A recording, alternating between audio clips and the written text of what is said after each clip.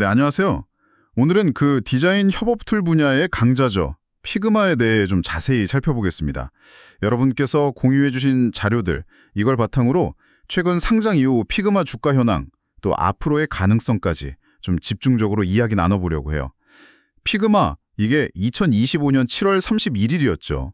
상장 직후에 정말 뜨거웠잖아요. 네, 공모가 33달러로 시작해서 첫날 143달러까지 치솟으면서 250% 넘게 급등했고요.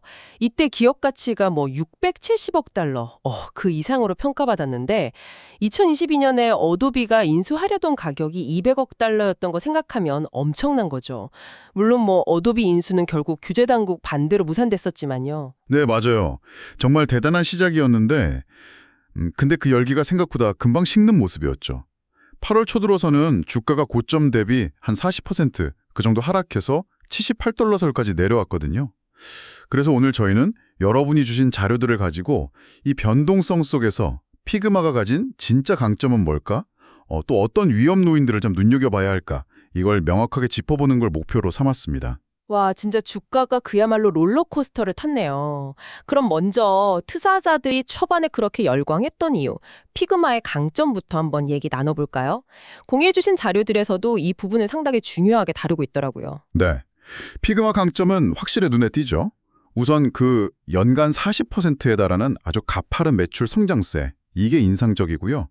재무 기반도 꽤 탄탄하고 또 최근 분기에는 흑자 전환에도 성공했습니다. 아, 흑자 전환 성공했군요. 네. 네, 그리고 여러분이 주신 한 자료에 따르면 전 세계 포춘 500대 기업의 95%가 피그마 고객이라고 하니까 95%요? 와, 정말 대단한데요? 네, 그만큼 플랫폼 영향력이 막강하다는 걸 보여주는 거죠. 2025년 예상 매출도 약 10억 달러 정도로 전망되고요. 그리고 여기에 더해서 AI 기능 통합해서 작업 효율성 높이려는 시도, 이것도 이제 미래 성장 가능성을 밝게 보는 이유 중 하나입니다. 포춘 500의 95%. 이야. 근데 이렇게 강점이 탄탄한데도 주가가 왜 그렇게 크게 조정을 받은 걸까요? 역시 그 밸류에이션 문제일까요? 여러 자료에서 그 부분을 좀 우려하는 목소리가 보이던데요. 네, 정확합니다. 가장 큰 부당 요인은 역시 높은 밸류에이션이에요. 현재 주가가 2025년 예상 매출의 40배가 넘는 수준에서 거래되고 있거든요. 이게 경쟁사인 어도비의 주가 매출 비율, PSR이라고 하죠. 이게 한 7.5배 정도인데 비교해보면 엄청난 프리미엄이 붙어 있는 거죠. 40배 대 7.5배. 차이가 크네요. 그렇죠. 일부 자료에서는 이런 높은 배수가 피그마가 단순한 툴을 넘어서 디자인 협업 시장 자체를 혁신할 거라는 시장의 거대한 기대를 반영한다고 분석하기도 해요. 하지만 동시에 너무 높은 기대치는 작은 실망에도 주가가 크게 흔들릴 수 있다는 위험, 이걸 내포하고 있다는 지적도 나오고요. 그래서 좀 신중한 접근을 권고하는 분석가들도 있습니다. 그렇군요.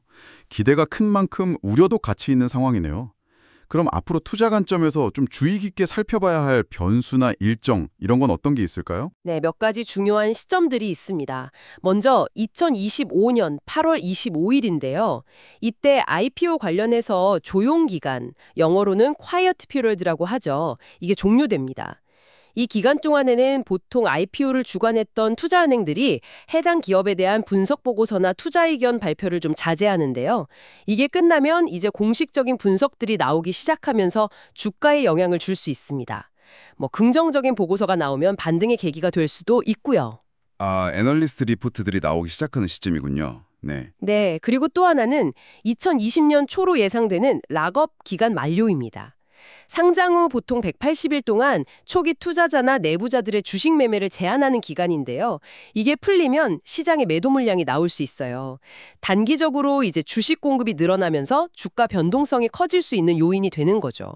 이 부분도 일부 자료에서 단기 리스크로 지적하고 있더군요. 락업 해제 물량 부담.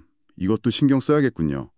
그럼 정리해보면 피그마는 정말 빠른 성장과 혁신성이라는 강력한 무기를 가졌지만 현재로서는 시장의 높은 기대치, 또 그에 따른 밸류에이션 부담, 이걸 함께 안고 있는 상황이군요. 앞으로 발표될 실적이나 또 시장의 평가가 정말 중요하겠네요.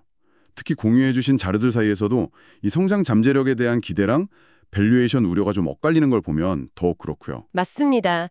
피그마가 제2의 어도비가 될지 혹은 그 이상으로 성장할 수 있을지는 결국 앞으로의 성과로 증명해야 할 문제입니다.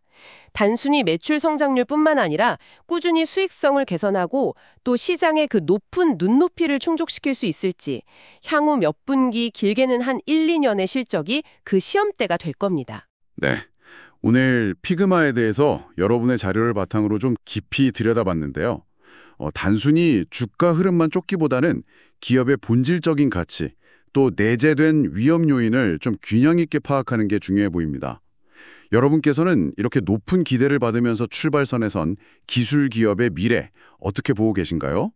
어쩌면 지금의 이 주가 변동성은 그 질문에 대한 시장의 고민을 보여주는 건 아닐까, 그런 생각도 드네요. 한번 생각해 보시면 좋겠습니다.